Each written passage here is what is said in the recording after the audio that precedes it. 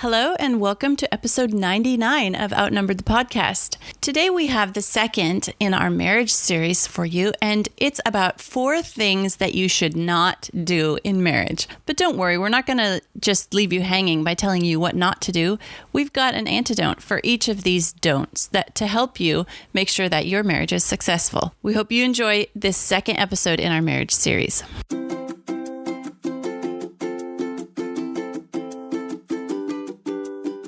Hello and welcome to Outnumber the Podcast. I'm Bonnie.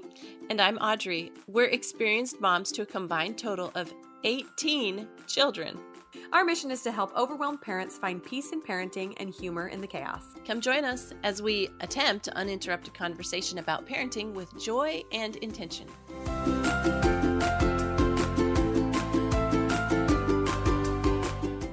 Okay, and we're back with this is episode 99, and we have a kind of a neat episode for you guys today. We have packed this one with content. It's our second in our marriage series, and we can't wait to dig into it. But first, Bonnie has a fun mom moment for you. Yeah, I guess my kids haven't been very funny lately because I couldn't come up with anything funny for you guys.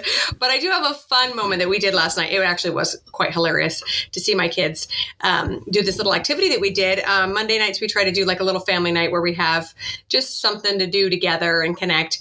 And my husband's idea was to get down some of my old pictures of just my own childhood and teens and show the kids. And so we ended up looking through some older family photos as well. So they got to see themselves as little kids and their cousins as little kids. But probably the best part was a handful of pictures I pulled out from my college days. A friend of mine had taken pictures of me opening a really important piece of mail. So I went on a service mission for my church, and they don't tell you where you're going ahead of time, and you don't get to request. You just apply and they send you an assignment. And so it was a total surprise. And so they took a picture of me opening this envelope of where I was going to spend the next year and a half. And it was I made the ugliest face I've probably ever made ever in my life. And of course, my roommate snapped the photo right then. And my kids, I thought they were going to die. They were laughing their heads off. So we all had a good laugh at Mom's expense because she looked really ugly in a picture. I'm not a pretty crier, okay? Let's just put it that way. Yeah, I in the 80s wore the big 80s glasses, so my kids love to look at those pictures too. All right, so today we're going to talk about 4 things not to do in your marriage. This seems kind of negative, but we didn't come up with these ourselves. There were 2 professors that did an epic in-depth study. I don't even know how many years this study went. And they discovered 4 specific behaviors that lead partners to divorce over time. And so these are the 4 topics that we're going to address today. These 4 behaviors: contempt, criticism, defensiveness, and stonewalling. Yeah, they're kind of some big words, but I was just fascinated that the research showed that they could predict divorce up to 90% accuracy if they witnessed a handful of these negative behaviors. So we thought we'd dive deep on them, figure out what they are, and then also figure out the 4 do's to counteract these negative behaviors instead of just saying, don't do this. All right, so let's dive right in because like we said, we have a lot of content to cover this time. We're going to try to get through all of them. Let's start with contempt. Don't do contempt. So first of all, we're going to define each of these terms. So what is contempt? Contempt is feelings of disdain, scorn, dishonor, disrespect. It's feeling like superiority over the other person, over your spouse. Right. And contempt looks like sarcasm, maybe some mocking, some eye rolling, being condescending or mimicking. In fact, when I think of contempt, I think of a teenager who knows better than everyone and is giving some sass to a teacher he doesn't like. That's what I think of when I think contempt. And sadly, sometimes that can enter into a marriage too. Yeah. All right. So what is the antidote for contempt? We think the antidote for contempt is respect. So sometimes, you're in the heart of it and it's really hard, but we would offer you that if you can just find a tiny thing that you can respect in your spouse, then focus on that. If you're stuck in the cave of contempt, find something to respect. Surely you can. And of course, love is a second contender here. But sometimes love seems really big and abstract. And so respect is maybe a little bit easier to grab onto and start with. So if you can just find something, one thing in your spouse to respect, that has to come first, and then love will follow later after you do some practice on adding respect into your relationship. Oh, I love that you phrased it like that, because I think that we think that love will solve everything. And while it is a very powerful emotion, I can love someone and not respect them. In fact, there are probably quite a few people in my life like that. And so in order to have a perfect, well, not perfect, as close as we can come to a perfect, wonderful marital relationship, we have got to respect the person that we're married to first. And then love will find a place, right? We can always love them, but sometimes there's even contempt even when love is there. It's just not being practiced very well, right? Yeah. Okay, so a few thoughts I have on countering contempt is to check your own thought process. So very often when these negative emotions and actions start coming out of us towards our spouse, it's because we've been harboring negative thoughts towards our spouse for a long time. And something like contempt might be focused specifically on a behavior that you're seeing in your spouse. He is being not helpful around the house. And so you're being contemptuous because you're like, what am I going to do? Everything around here? Am I your slave? Et cetera, et cetera. But clearly you have a negative thought process that you are holding on to really tightly. And that might look something like, he doesn't care about me. That's why he doesn't sweep the floor. That's why he doesn't help out to the extent that I think he should, et cetera. And so much of that we have control over. We have control over all our thoughts, right? If we can change that thought process and find another thought that is a little bit nicer towards our spouse, but still a believable one. We can't necessarily just go right from he doesn't help out around the house to he's the best spouse ever. We probably don't believe that, but we could change it to he works really hard for our family and he's tired when he comes home, or something similar, a believable thought that will help eliminate some of that poison that we're infiltrating into our own thoughts. Yeah. I really like that, how you said that, how we go from a thought that's a believable thought, because it's that's like training our mind to do the right thing, to be respectful. And so if we go to like a neutral thought or a believable thought, that's like a step toward respect and a step away from contempt, which is really the right direction. Mm-hmm. Yeah. We wanted to address for just a second, sometimes contempt is something that we don't express to our spouse, but there's a danger of us. Okay, let's face it, women, we do this. We express contempt about our spouse or annoyances or grievances. We express this to others, our mom, our sister, our best friend. Okay, so just don't do it. Like, maybe you think I'm not being contemptuous because I'm not saying it to my spouse, but just don't do it. It's contempt if it's expressed to your spouse or about your spouse. So the better thing to do, rather than to find somebody who, you can express your contempt to and they'll share your secret or whatever, find somebody who respects your spouse. If you're having trouble respecting your spouse, find someone who respects your spouse and get them to share with you their thoughts and their reasons, and just draw them out on that respect.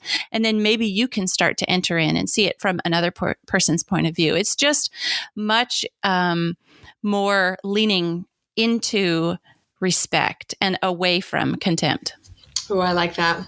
Yeah. And to be aware of, again, the thought process that if you feel like you need to express those feelings to someone else, it's because you're already holding on to them inside your own mind. And you can start there by eliminating them before they get out of control. Okay, so moving on to number 2, which is criticism. Probably, I would say, the number one that most of us find ourselves falling into, right? The definition of criticism looks a little bit like this. It's the expression of disapproval of someone or something based on perceived faults or mistakes. Notice how I emphasize that perceived word. Yeah. So what does criticism look like in a marriage? Probably you all know this. It looks like pointing out their mistakes, discounting their thoughts or feelings or ideas. A character attack. And like we've talked about in our previous marriage episode on communication, we talked about using I statements instead of you statements. So the you statements are character attack, usually criticism, having a negative focus, and like word darts. Yeah, really criticism is any phrasing, any talk that is intended to wound, right? Yeah. So our antidote for criticism is thankfulness. I mean, I'm sure there are others as well, but that's what we thought about, because if we are feeling thankful and grateful for our spouse and what they do and who they are, then the criticism just kind of floats away, right? We need to find something good first that we can latch onto and honestly be grateful for. And there is always something there. Sometimes it might take some digging if things have been bad for a while, but we can always choose to focus on the positive. Yes. Yeah. And one thing about this, some thoughts I had on countering criticism is like allowing the other person to do things that make a positive difference. Like, I don't know how often, maybe you've never done this, but maybe like you're in such a critical state of mind that you just don't even allow your spouse to do anything to make a positive difference or change that mindset in your mind. So just like back off from that critical mind space and allow your spouse like look for positive things they're doing instead of looking for the negative things we're doing. It's like our focus, right? So even if they're not trying to do a positive thing, we're trying to see them do a positive thing. Right. And I think as women, especially if we're the primary homemaker, when our spouse tries to pitch in our quote unquote domain, with the housework or the cooking or something, that we immediately find fault because that's not the way we do it. Right. Here's just an example. On Sundays, I almost always give Luke the responsibility of cooking dinner because I'm just done and I want to relax and whatever. And he enjoys it and he, loves to give me a chance to take a break, etc. And so Sunday I was just kind of making sure that was going to happen. I said, "You're going to be responsible for dinner, right?" And he said, "Yeah, I think I'll just pull the frozen lasagna out of the freezer and cook that." And my immediate thought was, well, that's easy.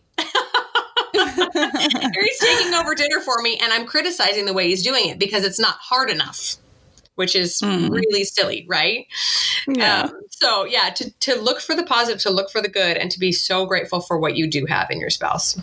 Yeah. I have an example, a cooking dinner example too. So my husband has often said, if you don't feel like cooking a meal, don't cook the meal. Just let me know and I'll cook it. And because his position is that if you don't feel like cooking, you're not going to cook something that's very good. And he really enjoys cooking and so he would, cook something. So sometimes I'll be getting ready. It's time to make dinner. And I've just be like, well, and then this thought will pop into my mind, what my husband said. And I'll be like, but if I ask him now, it's going to be like 8:00 before we get to eat dinner. So same thing, like this criticism immediately jumps in instead of, wow, I have this option that's really amazing that my husband has said, anytime you don't want to cook, just let me know and I'll do it. Yeah. Why do we do that? We like to find fault sometimes. Yeah.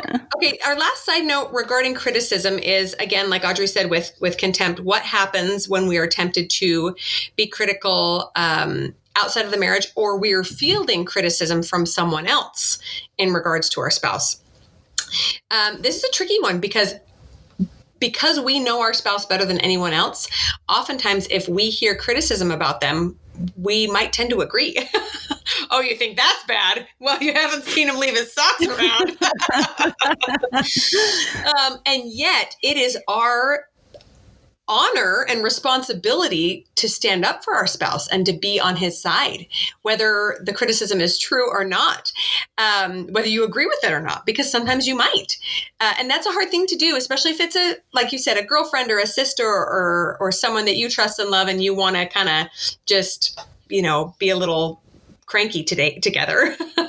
Any one of those little conversations can create fault lines in your marriage. And then you're remembering those words and that criticism that you agreed with when you go back to be in that sacred space with your spouse. And that's some dangerous stuff. So just don't allow it. Yeah. Something I think about in a situation like that is, how would I want my spouse to respond to somebody if they were saying something, expressing criticism about me? Like, how am I hoping that my spouse will respond and then try to respond like that? Because I want my spouse to defend me if someone else is criticizing me, or not plant a seed in his mind that's going to create a division, a fault line, you said, in our marriage. Right. All right, we're going to move on to number 3, defensiveness. Don't do defensiveness.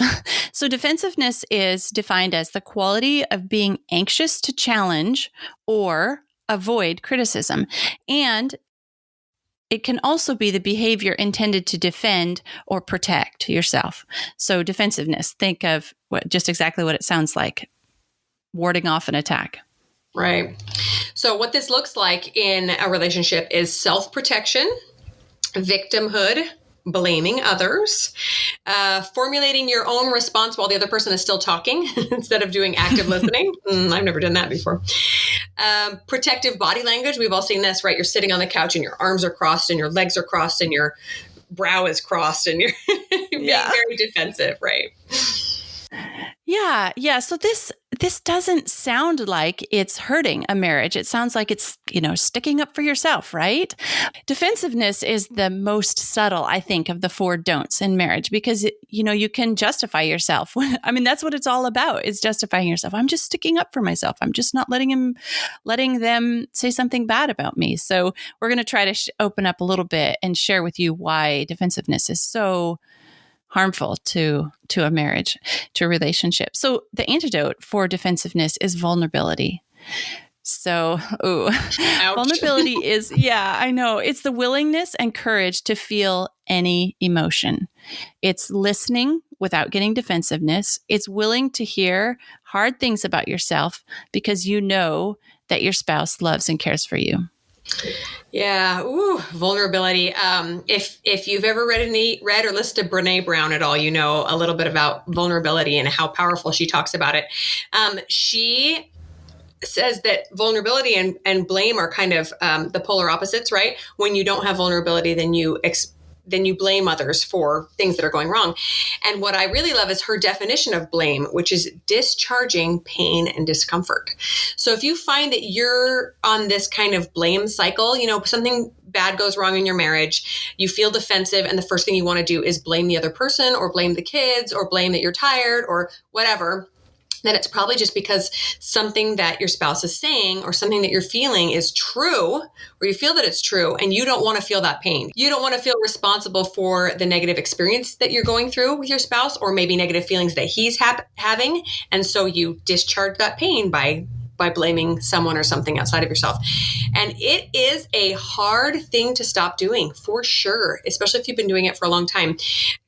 We are going to include a link in the show notes for an awesome life coach school episode about victim mentality versus vulnerability. And it is so powerful. We really recommend that you guys go listen to that right after this, because she really breaks it down and shows you how being vulnerable in a relationship is crucial.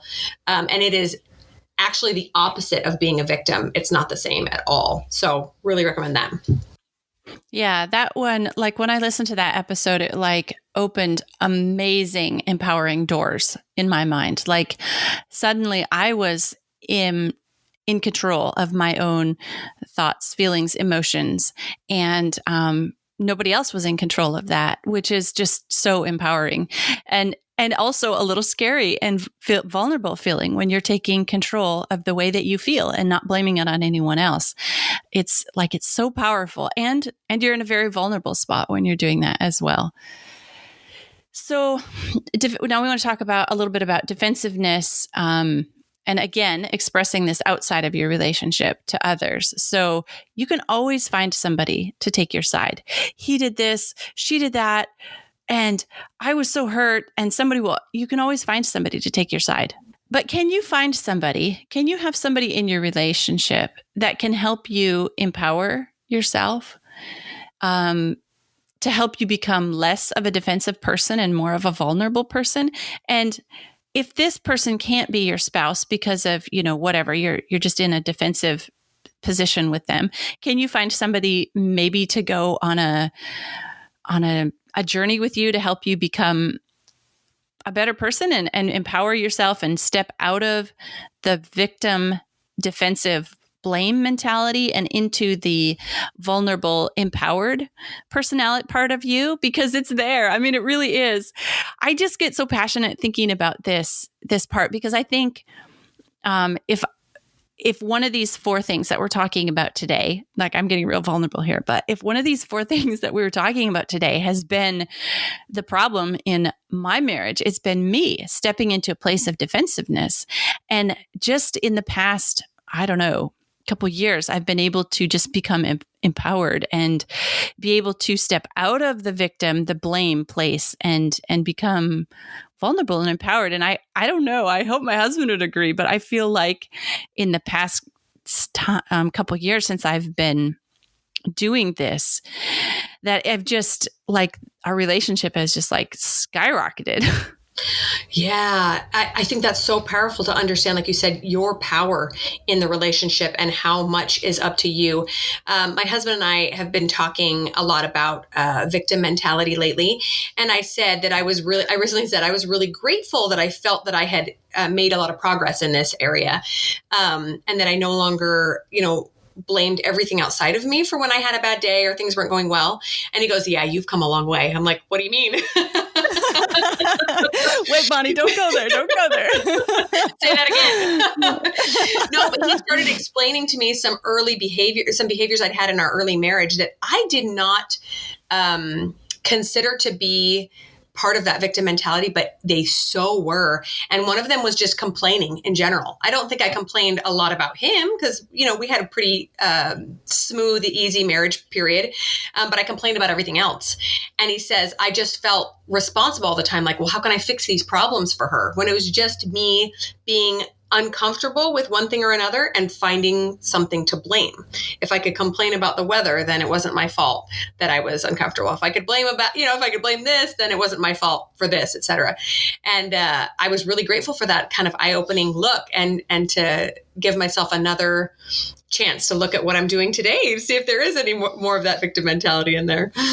One last thought I wanted to say in regards to your comment about that defensiveness outside of the relationship is, I think we all can identify certain friends and family members that will allow us to express negative behavior or negative comments about our spouse, and those who will not, right?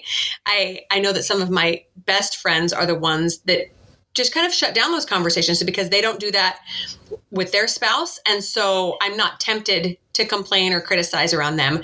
We build each other up and we build each other's spouses up, et cetera. But there are some that would allow me to go on. And so I try to never start those conversations with those people because I know that I could, be drawn into that negative space. Yeah, I have made it a point in my life not to be a sounding board for people on their gripes about their spouse. Like I have maybe nipped a lot of relationships or friendships in the bud because someone was looking for I want to gripe about my spouse. I need a sounding board kind of person. And I just early on saw that I need to have positive relationships in my life, even with people who are other people who are in positive relationships and not be. So yeah, I mean, think about who your friends are and what you talk about with them and who can you find to help empower you and build you up and build up your spouse too.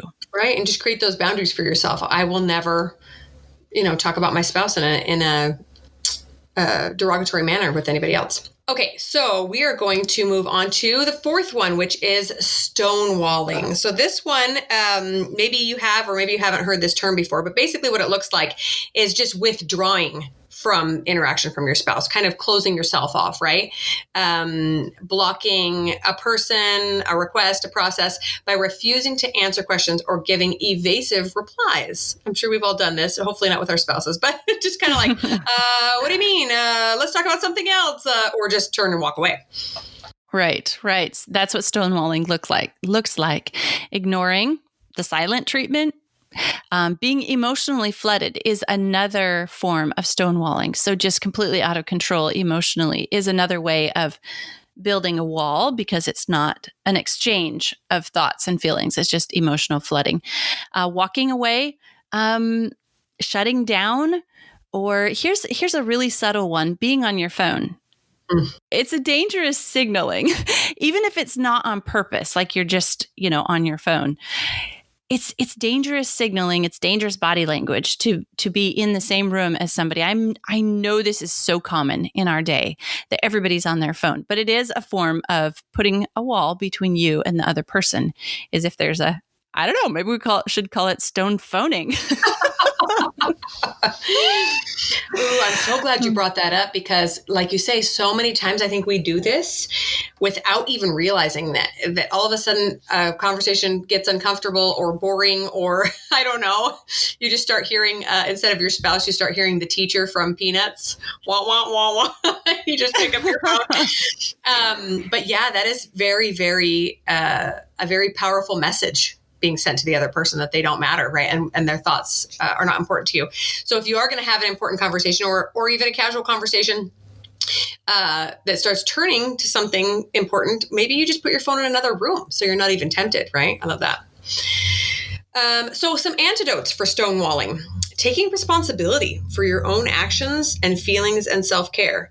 So if you know that you need to talk something out and the other person doesn't realize how important it is to you, that speak up, right? I've had to do this before, like, oh, hey, I know you're kind of distracted right now.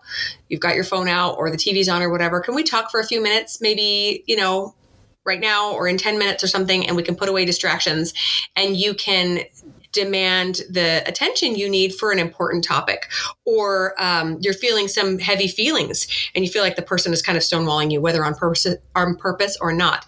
You have the right and the responsibility to stand up and say, hey, I don't feel like I'm being listened to right now. Let's fix that. Yeah. I have some thoughts on countering stonewalling. Because, okay, they say that this one is kind of like the last step before the divorce goes out. I mean, the marriage goes out the door and enters into divorce, is like stonewalling. So if you see these behaviors, like these are really childish behaviors. How do I say it? Just be an emotional adult. If you see some of these coming in, like, put out the red flags. This is warning signs, people. If you're doing this or if your spouse is doing this. So be an emotional adult, first of all. We could link that Life Coach School episode on emotional adulthood. I think we have linked that one at least once before.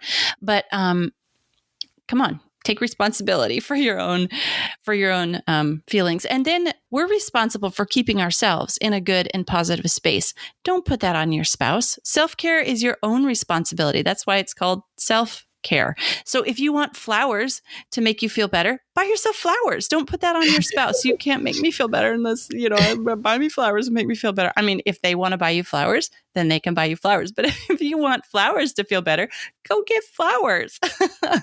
It's just putting your emotional stability in someone else's lap when you're not even very good at it yourself is not very fair. Wow, I love that. And I think we women are really guilty of this. And I'm going to say some hard things here, but why do we expect our husbands to pay more attention to our emotional well-being than we are even paying to it, right? Like if we are not taking time each and every day to care for ourselves physically and emotionally and mentally, why do we expect him to just show up with some grand gesture and make everything better? It's not going to happen, right? I love that you said that our self-care and our emotional well-being is primarily our responsibility. And I've had I think the early years of marriage are often like this for many people. And then when I realized, oh, he has different expectations than I do. And when I need something specific, I'm going to tell him or I'm going to go out and get it myself. And so I do that a lot. An example I can share is our Friday night dates. So we have a pretty long-standing tradition of going on dates on Friday nights. And many times he comes home on a Friday and I can tell that he's tired and that he'd probably just like to sit and put his feet up and kind of veg out at home. But he knows that it's important to me and I've made it non-negotiable. And so 9 times out of 10, we leave the house because mom needs to.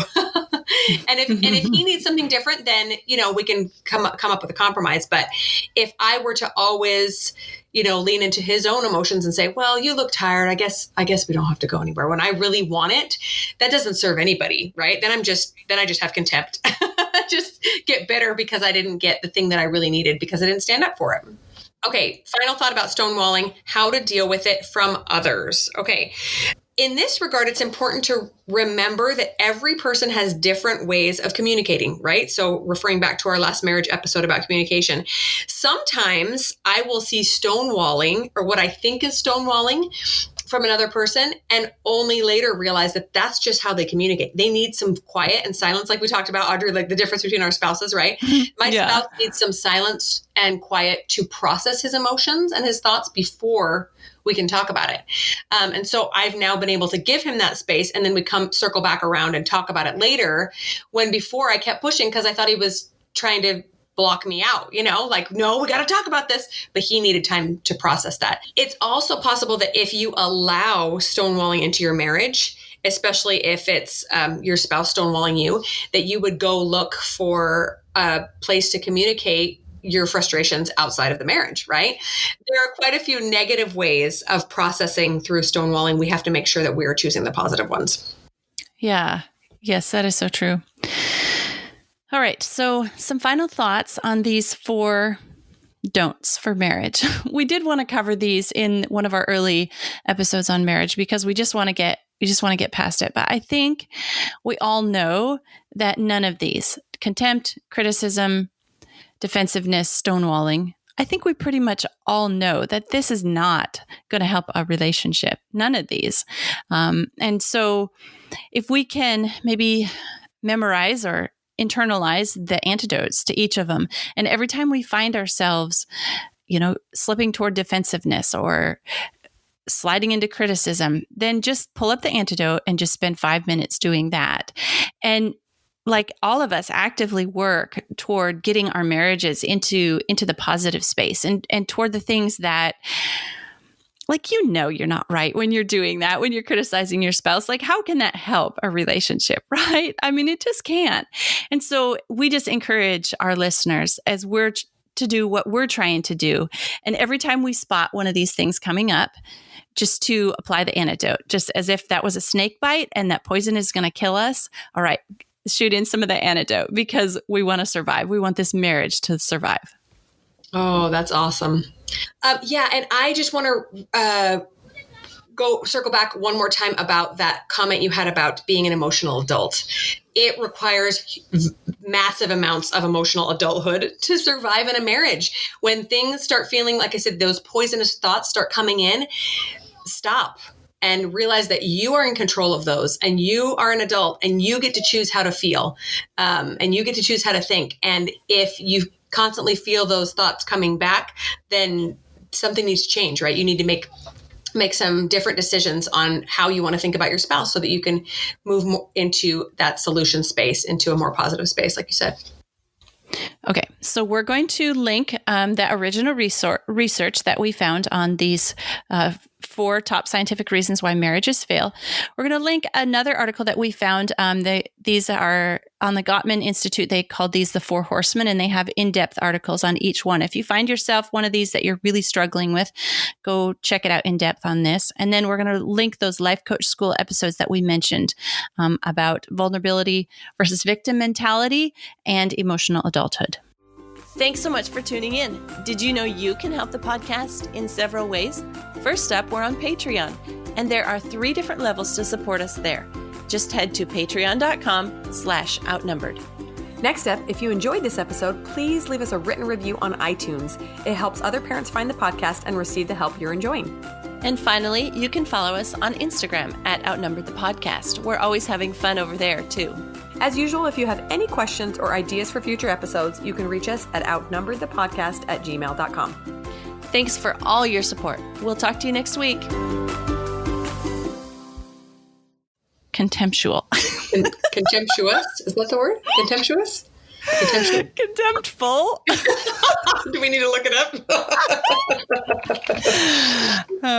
Hang on. I'll just use Contemptuous. Yeah, look at me. Okay. All right. Oh.